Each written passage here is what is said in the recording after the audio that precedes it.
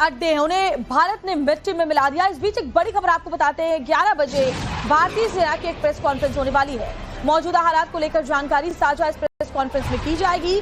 तो भारतीय सेना तमाम जानकारियां देश के सामने रखेगी। जब से ऑपरेशन सिंदूर हुआ उसके बाद से लगातार प्रेस ब्रीफिंग के जरिए देश के सामने अपडेट्स रखे गए हैं और एक बार फिर से 11 बजे सुबह 11 बजे भारतीय सेना की प्रेस कॉन्फ्रेंस होगी, जिसमें क्या रात में स्थिति रही, सीज फायर के उल्लंघन की खबरें पाकिस्तान की तरफ से सामने आई शुरुआत में। हालांकि पूरी रात कई इलाकों में बॉर्डर एरियाज में शांति रही। इन तमाम बातों का जिक्र किया जाएगा। पाकिस्तान की तरफ से क्या कहा गया है और क्या एक्शन रात भर नजर आया, ये तमाम बातें इस प्रेस ब्रीफ में सामने रखी जाएंगी। तो 11 बजे का वक्त है जब भारतीय सेना की प्रेस कॉन्फ्रेंस होगी और मौजूदा जो हालात है, जो डिसीजंस लिए गए हैं, उन सब की जानकारी देश के सामने रखी जाएगी। हालांकि जो खबर है, बॉर्डर एरिया में फिलहाल सामान्य हालात बने हुए हैं। रात भर फायरिंग की खबर नहीं है पाकिस्तान की तरफ से। कई जगहों पर जहां लगातार सायरन की आवाजें सुनाई दे रही थी, ब्लैकआउट किया गया था, वहां पर भी शांति रही और धीरे धीरे जो लोगों की जिंदगियां हैं, खासतौर पर उन इलाकों में जो बॉर्डर से सटे हुए जिले हैं, वहां शांति बनी हुई है। और देखिए, हमारे कई सहयोगी इस वक्त हमारे साथ जुड़े हुए, गौरव श्रीवास्तव हमारे साथ जुड़े हुए हैं, मनोज कुमार जुड़े हुए हैं, अभिषेक राज जुड़े हुए हैं और हितेन विट्टानी जुड़े हुए हैं। अलग अलग बॉर्डर से सटे हुए राज्यों और इलाकों में ये हमारे तमाम जो सहयोगी हैं वो इस वक्त मौजूद है। लेकिन गौरव का पहले रुख कर लेते हैं। गौरव, 11 बजे प्रेस कॉन्फ्रेंस होनी है, प्रेस ब्रीफिंग होनी है सेना की तरफ से, क्या बातें उसमें आज रखी जा सकती है, जरा जानकारी दें। बिल्कुल, देखिए, बहुत महत्वपूर्ण प्रेस कॉन्फ्रेंस और कल हमने देखा कि किस तरीके से सीज फायर का उल्लंघन पाकिस्तान की तरफ से करने की कोशिश की गई और उसके बाद देर रात जो है वो भारत की तरफ से आधिकारिक बयान में ये साझा किया गया कि किस तरीके से नियम उल्लंघन किया गया है और ऐसे में उम्मीद की जाएगी कि भारत ने रिटेलिएशन में क्या किया है और अब तक ऑपरेशन सिंदूर का क्या हासिल कुल जमा रहा, भारतीय सेना का क्या पराक्रम और शौर्य रहा, ये देखने वाली बात होगी। लेकिन इस पूरी तो बिल्कुल देखिए, तो पूरा जो माहौल है वो फिलहाल बदला हुआ नजर आ रहा है और हम दर्शकों के लिए तस्वीर भी साझा करना चाहेंगे। जिस जगह हम मौजूद हैं, ये लाइन ऑफ कंट्रोल के पास वो गांव है जो पूरी तरह से शेलिंग के बाद खाली हो गया था और सीज फायर के बाद जो है यहाँ पर लोगों के मन में काफी शांति सुकून है। बाजारें दुकान खुलना शुरू हो गई। लोगों से बात कर भी लेते हैं हम। क्या नाम है सर आपका? मेरा नाम सर कमल किशोर है। कैसा लग रहा है सीज फायर के बाद आपको? सीज फायर के बाद थोड़ा सा रिलैक्स लोगों को मिल रही है। कुल मिलाकर यहाँ बॉर्डर के ऊपर रहते हैं, हमारे बॉर्डर के ऊपर इतनी बहुत ज्यादा छलिंग हुई है और हमारी फौज ने मुंह तोड़ जवाब उनको दिया है और हमारे प्रशासन की तरफ से हमारे को कोई राहत नहीं मिली है। हमारी पुलिस एडमिनिस्ट्रेशन की तरफ से हमारे को कोई राहत नहीं मिली है और हमारी फौज ने बहुत अच्छा काम किया और हम सेंट्रल गवर्नमेंट को हम बधाई देते हैं। जी, आपको क्या लगता है पाकिस्तान अभी भी हरकत करेगा? अभी इस पे भरोसा करने लायक है? देखिए जी, पाकिस्तान एक कुत्ते की दुम की तरह है, जिस टेढ़ी की टेढ़ी रहेगी। इसके साथ आप जितना मर्जी करोगे, क्योंकि हमारा जो जन्म हुआ है इसी बॉर्डर के ऊपर हुआ है। तो हम स्टार्टिंग से पाकिस्तान को देखते आए हैं। ये आए दिन ये मासूम लोगों के ऊपर, गरीब लोगों के ऊपर शेलिंग करता रहता है और इससे जो है हमारे लोगों को नुकसान पहुंचता है। और इसमें हमारी जो स्टेट गवर्नमेंट है और हमारी सिविल एडमिनिस्ट्रेशन है, इसका लोगों से कोई भी तालमेल नहीं रहा।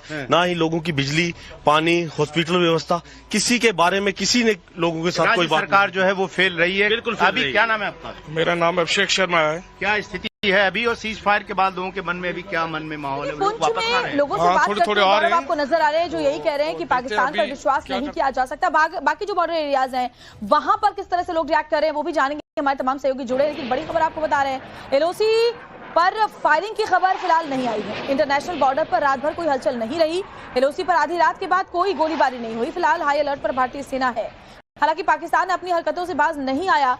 उसने कल रात में ही अपनी हरकत कई जगहों पर दिखाई, लेकिन उसके बाद से वो शांत बैठा हुआ नजर आया। अलग अलग जगहों की तस्वीरें दिखा रहे, जम्मू, पुंछ, बारामूला, राजौरी, बाड़मेर, जैसलमेर, अमृतसर, रियासी और कुपवाड़ा। श्रीनगर का रुख कर लेते हैं, अनुज हमारे साथ जुड़े हुए हैं।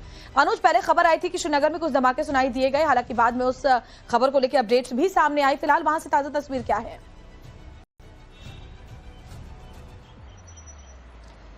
जी देखिए, रात से अगर यहाँ बात करें तो किसी तरीके की आवाज, किसी तरीके की फायरिंग, किसी तरीके के धमाके की कोई भी आवाज जो है वो सुनाई सुनाई नहीं दी। और दूसरी तरफ जो एलओसी के एरिया थे, खासतौर पे कश्मीर की बात करें तो उरी और कुपवाड़ा जो सबसे ज्यादा इफेक्टेड रहे, जहां पर जब हमने देखा कि ऑपरेशन सिंदूर के बाद सबसे ज्यादा सीज फायर का उल्लंघन उन इलाकों में हुआ, उन इलाकों की भी अगर हम बात करें तो रात से किसी तरीके की सीज फायर के उल्लंघन के मामले सामने नहीं आए, किसी तरीके की फायरिंग की खबर नहीं आई। लेकिन सबसे बड़ी बात यहां पर यह है कि निश्चित तौर पर जो लोग हैं उनका यही कहना है कि पाकिस्तान पर भरोसा नहीं किया जा सकता। पाकिस्तान कभी भी अपना दोहरा चरित्र जो है वो दिखा सकता है, और यही वजह है कि कहीं न कहीं भारतीय सेना जो है वो भी पूरी तरीके से अलर्ट मोड पर है। हालांकि जिस तरीके से सीज फायर हुआ उसके बाद हमने देखा कि खासतौर पे जो बॉर्डर एरिया के इलाके थे उरी और कुपवाड़ा के, वहां पे लोगों के चेहरे पे खुशी दिखी। लोग जिस तरीके से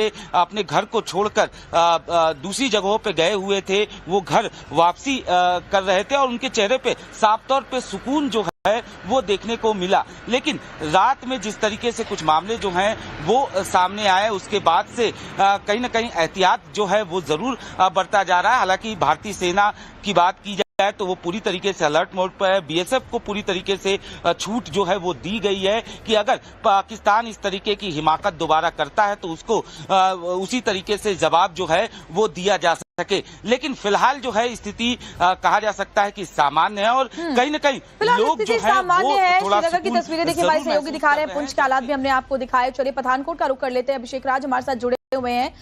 अभिषेक, जो सीमा से सटे हुए जिले हैं वहां अगर कल तक की बात करें तो धमाकों की आवाज सुनाई दे रही थी, लेकिन बीती रात को लेकर क्या अपडेट है वहां से अभिषेक? देखिए, बिल्कुल पाकिस्तान पे आप पूरे तरीके से भरोसा नहीं कर सकते। कल भी हमने देखा था, कल दोपहर तक जो पाकिस्तान है उसके तरफ से मिसाइल और ड्रोन से अटैक किया जा रहा था। हालांकि भारत की एयर डिफेंस सिस्टम बहुत मजबूत है, उसने उसको निस्तनाबूद कर दिया था, लेकिन रिहायशी इलाकों पे पाकिस्तान की नजर थी जिसको भारत के एयर डिफेंस सिस्टम ने जो है वो मार गिराया था। अभी के जो हालात की अगर हम बात करें तो कल देर रात का और आज सुबह से अब तक कोई विस्फोट की आवाज नहीं सुनाई दी है। तो ये कह सकते हैं हम कि अभी तक कोई ड्रोन इंटरसेप्शन या मिसाइल इंटरसेप्शन पाकिस्तान से भारत की तरफ जो है वो आता हुआ नहीं दिख रहा है। हालांकि हमारी सेना, चाहे तीनों सेनाओं की बात करें, तीनों अलर्ट मोड पे है, और कल प्रेस कॉन्फ्रेंस में एमओडी की तरफ से साफ कर दिया था कि ये भारत है, नया भारत है, और हम अपनी संप्रभुता की जो रक्षा है वो भी करना जानते हैं, अपने लोगों की सुरक्षा करना भी जानते हैं। तो अगर कोई गलत हिमाकत करता है या नापाक हरकत करने की कोशिश करता है तो उसको मुंहतोड़ जवाब मिलेगा। पंजाब के बाकी हिस्सों में क्या हाल है मनोज आगे हमें बताएंगे, लेकिन पहले गुजरात का रुख कर लेते हैं। हितेन बिटलानी हमारे साथ जुड़े हुए हैं। हितेन, गुजरात के कई सेंसिटिव जोन से जहां लगातार सायरन की आवाजें सुनाई दे रही थी, ब्लैकआउट हो रहा था, भुज में आप इस वक्त मौजूद हैं, जरा वहां पर बताइए बीती रात कैसी रही, क्या किसी तरह की कोई हलचल देखी गई? बिल्कुल, देखिए रात भर के ब्लैकआउट के बाद जब सवेरा हुआ है तो अब स्थिति पूरी तरह से सामान्य है। आप भुज की तस्वीर देख सकते हैं कि अब चहल पहल बढ़ चुकी है। ये जो दुकानें वगैरह, ये जो ठेले वगैरह सब बंद पड़े थे, ये अब खुलना शुरू हुए। हालांकि लोगों से ही बात करते हैं कि कल की रात कैसी बीती। लग रहा था पाकिस्तान फिर एक बार हरकत करेगा। कोई बात नहीं, हमारा मोदी साहब बहुत बढ़िया आदमी है, कुछ नहीं कर सकता कच्छ में। हाँ, कितना भी ड्रोन डाले, हमारा मोदी बरूगा है, कुछ नहीं